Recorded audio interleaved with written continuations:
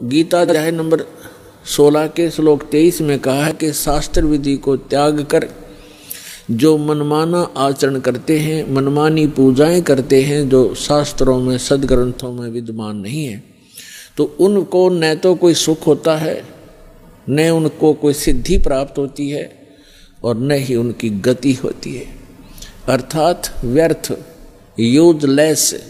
तो जो शास्त्र विधि को त्याग कर सदग्रंथों के विपरीत साधना है, वो परमात्मा ने बताई है कि वे डले हैं।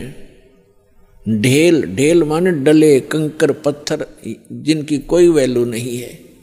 चारों युग में संत पुकारे, कूक कहा हम हेल रे, हीरे माणिक मोती बरसे, ये जग चुगता ढेल रे। पर भी लेन जात है दुनिया, हमारा ज्ञान किने ना सुनिया। परमात्मा कबीर देव जी, कबीर साहब जी बता रहे हैं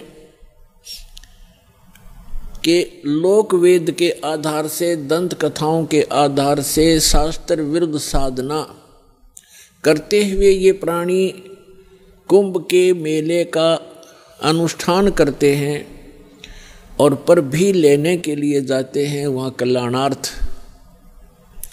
उसके लिए भगवान बताते हैं कि जिस तालाब या सरोवर या दरिया में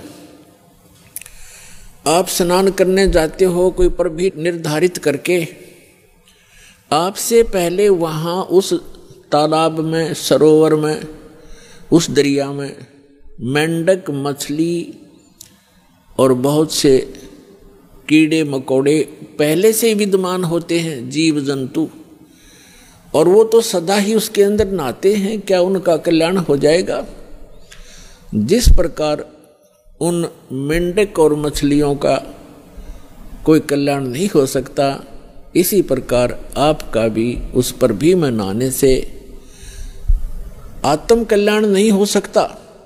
आत्म कल्याण होगा अपनी सदग्रंथों श्रीमद् भगवद गीता में वर्णित विधि और उसके अनुसार की गई साधना से।